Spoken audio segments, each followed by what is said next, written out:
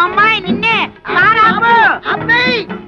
ఏమిటి బ్రదర్స్ ఇద్దరు పేపర్ పట్టుకుని కారాపారు? అమ్మా ఇది మామూలు పేపర్ కాదు, ప్రేమ పత్రం, జాయింట్ ప్రేమ పత్రం. ఎవరికి వాళ్ళేంటి? నీకే. నిన్ను మేమిద్దరం జాయింట్ గా పెళ్లి చేసుకోవాలనుకుంటున్నాం. జాయింట్ గానా? ఇబ్బంది ఎవరాదా? అబ్బే ఆ ఇబ్బంది ఏం రాదండి, మీ ఇద్దరం సర్దుకుపోతాం. మరి ముహూర్తం ఎప్పుడు పెట్టించమంటారు? అవన్నీ తర్వాత, ముందు ప్రేమించుకోవాలి కదా. నిజమేనండి. చూసారా అండి, మా అమ్మకి వీళ్ళ నాన్నకి అస్సలు బుర్రకాయలు లేవండి. పెళ్లి సంగతి చెప్పారు తప్ప ప్రేమ సంగతి అసలు చెప్పలేదండి. అదేమిటో పాపం, ఒట్టి చెవట బుర్రండి. మరి ఆ ప్రేమ సంగతి ఏదో మీరే చెప్పాలి. అలాగే పదండి. చొక్కాలు పడండి. ఎందుకండి? నేను మీ గుండెల్లో ఎంత ప్రేమ ఉందో చూడాలా? మరి షర్ట్ ఉంటే ఎలా చూస్తాను? అబ్బా నిజమేరా, ఎంత విశాల హృదయం ఆవిడది. ఇప్పేరా ఇప్పే ఇప్పే. అక్కడే ఉండి ఆ ప్యాంట్ కూడా విప్పేయండి. ఇది కూడా ఎందుకండి? అక్కడే ఉంది విషయం. ఎందుకంటే కొంతమందికి మెదడు మోకాళ్ళలో ఉంటుందంటారు కదా, మీకు కూడా అక్కడే ఉందేమో చూద్దామని. చూడక్కర్లేదండి, గ్యారంటీగా అక్కడే ఉంది. మా నాన్నకు కూడా అక్కడే ఉందిట, మా అమ్మ కూడా చెప్పింది. ఇవేమిటండి? ప్రేమ పత్రాలు. వీటిని హృదయం మీద రాసుకుంటే మీలో ప్రేమ పెరుగుతుంది. అయితే నాకు రాయండి. కాదండి, నాకు ముందు రాసుకోండి. నాకు ముందు రాయండి.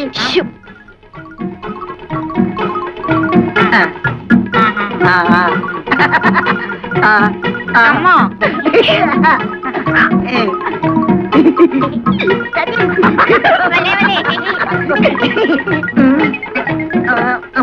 ఒరే దురదేస్తోందిరా. నాకు దురదేస్తోందిరా. ఏ అమ్మాయి నిన్నే ప్రేమ దురదలోంచి పుడుతుందా? అవును, ప్రేమ దురదలోంచి పుట్టి బురదలో పోతుంది. వస్తాన్రా.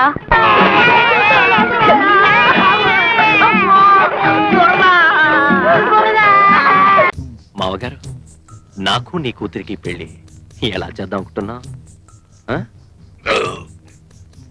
గ్రాండ్ గా చేద్దాం అనుకుంటున్నా. భూదేవంత అరుగేసి ఆకాశం అంత పందిరేసి. నో పందిరి. ఎండలో చేయాలి నా పెళ్లి. కుర్చీలు, ఐరన్ చైర్స్, పొద్దులు వేసి పెట్టాలి. కూర్చున్న వాళ్ళకి కింద మంట, పైన ఎండ, అందరూ ఏడుస్తూ ఉండాలి. ఇంత అందమైన అమ్మాయి నా భార్య అవుతున్నందుకు అందరూ కుళ్ళి చావాలి. అర్థమైందా? ఏంటి అర్థమయ్యేది? ఆడికి తాగింది మొత్తం దిగిపోయి ఉంటది. షట్ అప్, వెళ్ళి పని చూసుకో. అలాగే. ఒరే మామగారు, ఇంకా నా శోభనం. వీడు నాకు అర్థం కాడు బాబోయ్. వీడు కోరుకున్నట్టుగానే ఆ పిల్లకి వీడికి పెళ్లి జరిగిందంటే ఆ కాపురం ఎంత చక్కగా ఏడుస్తుందో. వీడి కరెంటు షాకులకి పాపం ఈ పిల్ల ఎంత విలవిల్లాడిపోతుందో.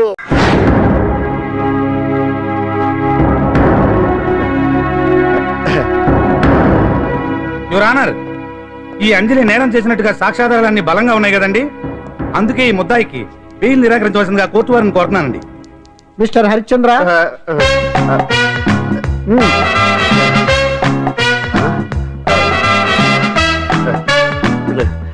యువర్ ఆనర్, ఆడపిల్ల జీవితం ఆవకాయ పచ్చడి ఒక్కలాంటిదే. ఉప్పు కారం తక్కువైనా, మెంతులు ఆవాలు ఎక్కువైనా, కల్తీ నూనె వాడినా, తడి చేతులు తగిలినా పచ్చడి పాడైపోద్ది. అలాగే తేడా వస్తే పచ్చడి ఆడపిల్ల జీవితం కూడా పాడైపోద్ది. అందుకని ఆవకాయ పచ్చడిలో ఆడపిల్ల. హరిశ్చంద్ర, మీరు చెప్పదలుచుకున్నదేదో సూటిగా చెప్పండి. చూసి చెప్పానా సార్? అదే యువర్ ఆనర్, నిజానిజాలు నిర్ధారణ కాకుండా అమాయకురాలను నా క్లయింట్ ని దోషి అనుకోవడం తప్పు కదా సార్. నా క్లయింట్ నిర్దోషి అని నిరూపించుకోవడానికి నాకు కొంచెం టైం కావాలండి. అందుకని ఈ కేసు వాయిదా వేసి బెయిల్ మంజూరు చేయవలసిందిగా కోర్టు వారిని కోరుకుంటున్నాను. ఏంటి ఏంటి ఏంటి నువ్వు కోరేది? అబ్జెక్షన్ అన్నారు. ముద్దాయి బెయిల్ మంజూరు చేస్తే సాక్ష్యాధారాలన్నీ తారుమారు చేసే ప్రమాదం ఉంది. ఓహో భలే పనేనే. సాక్ష్యాధారాలు తారుమారు చేయడానికి ఇది ఇస్త్రీ చేసినంత ఈజీ కాదు పిపి గారు. నా క్లయింట్ కి తెలియకుండానే ఎవరో కావాలని ఇంట్లో డ్రగ్స్ పెట్టి ఈ కేసులో ఇరికించారు యువర్ ఆనర్. ఇంపాసిబుల్. తన ఇంట్లో తనకు తెలియకుండా అంత పెద్ద మొత్తంలో డ్రగ్స్ ఎవరైనా పెట్టగలరా? అంతెందుకంట మీ ఇంట్లో మీకు తెలియకుండా ఎవరైనా ఏ వస్తువైనా ఉంచగలరా అని. ఓహో గారు, నాకు న్యాయం జరిపించండి, ధర్మాన్ని కాపాడండి, నాకు అన్యాయం జరిగింది.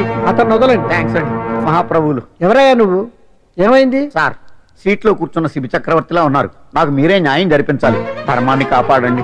జరిగిందేంటో ముందుకొచ్చి చెప్పండి. నా పేరు వాలేశ్వరరావు సార్. పొద్దున్నే మా చుట్టాల పని మీద కోర్టుకు వచ్చానండి. అప్పుడేమో నేను మెట్లు దిగుతున్నానండి, ఈ పబ్లిక్ ప్రాసిక్యూటర్ గారేమో మెట్లు ఎక్కుతున్నారండి.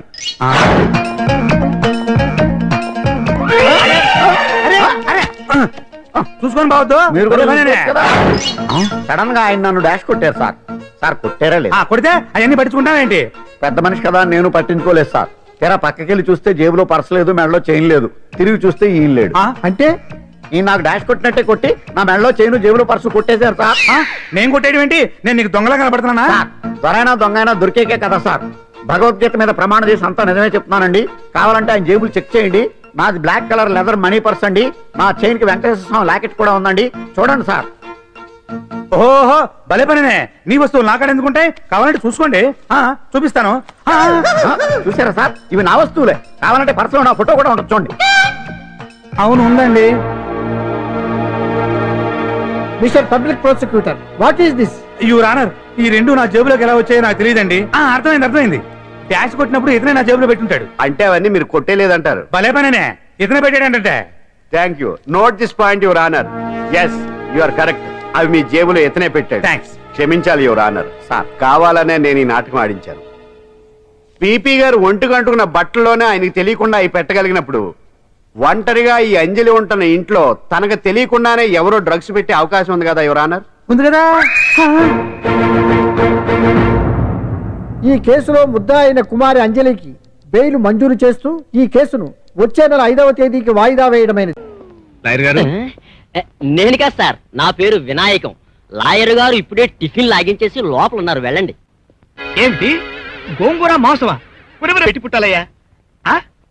చింత చిగురు రొయ్యలు కూడానా? ఏమిటి ఈ సీజన్లో చింత చిగురు ఎక్కడ దొరికిందా నీకు? బలే దంత సీరంటే నిజనే నిజంగా? నేనా? నాదే ఉందిలే. 2 గుడ్లు, చేపలు, మాంసం, రొయ్యలు, పప్పు, సాంబారు, పచ్చడి. రేపు ఇంటికి భోజనానికి వస్తున్నా. ఇదిగో ఇప్పుడు ఇవన్నీ చెప్పావు చూడు, అవన్నీ జాగ్రత్తగా ఫ్రిడ్జ్ లో పెట్టించు. వస్తాను, ఉంటాను. నమస్కారం, కూర్చోండి. Kindly be seated. నా పేరు మధు, నేను ఇంజనీర్ని. దాందే ఉందిలేండి. భోంచేశారా? లేదు. అయ్యో, భోంచేసారా? పోయారా? టిఫిన్ టైం దాకా మాట్లాడుకునే వాళ్ళం. నేను ఈ మధ్యన ఈ ఊరు వచ్చాను. నాకు సలహా కావాల్సి వచ్చింది. బయట మీ చూసి వచ్చాను. ఓ, వెరీ గుడ్. అలాగే చెప్పండి. మళ్ళీ నాకు టిఫిన్ టైం అవుతుంది. 4 ఏళ్ల క్రితం మాకు పాప పుట్టింది. డెలివరీ టైంలో ఇబ్బంది, నా భార్యకి మళ్ళీ పిల్ల పుట్టని చెప్పారు. ఆ ఉన్న ఒక పాప ఈ మధ్య యాక్సిడెంట్లో చనిపోయింది. అరే, ఐఎమ్ సో సారీ సార్. నా భార్య ఒంటరితనంతో బాధపడుతుంది. అందుకోసం ఎవరి బిడ్డనైనా పెంచుకోవాలని మీ సలహా తీసుకుందామని వచ్చాను. చట్టరీత్యా ఇంకొకరు బిడ్డను పెంచుకోవచ్చు, తప్పులేదు కదా. నాకు ఈ ఊరు కొత్త. ఈ విషయంలో మీరే హెల్ప్ చేయాలి. ఓకే, దానికే ఉందిలేండి. వినాయకం సార్, కమా. Tiffin ready sir. వడలు బాగున్నాయి సార్, నేను తిని చూశాను సార్. మావాడే చెవర టైప్లండి. వాడి తినంది నాకేమీ పెట్టడు. చూడు వినాయకం, నీకు పిల్లలు అన్నావు? నాకు మా ఆవిడికి కలిపి 6 ఆడపిల్లలండి. అంటే 3 నా పోలికండి, 3 సంవత్సరాలండి. నీ పోలికలు కాదు కదా? మా ఆవిడ పోలికేనండి. Very good. చూడు, మేమిద్దరం కలిసి మీకు వస్తాం. ఓసారి మీ ఆవిడతో మాట్లాడాలి. ఏంటయ్యా, ఈ 6 పిల్లలోని ఈ సంటిదాన్ని వాళ్ళకి ఇచ్చేయాలా? అవునే, పెంచుకోవడానికి. ఆహా, ఆ మాట చెప్పి ఆ బాబుని ఆ నుంచి ఇక్కడికి తీసుకొచ్చింది ఈయనేనా? అవును, ఆయనేనే. ఏంటండి అయ్యా, ఈ సంటిదాన్ని మీకు ఇచ్చేయాలా? నువ్వు పెంచుకుంటావా?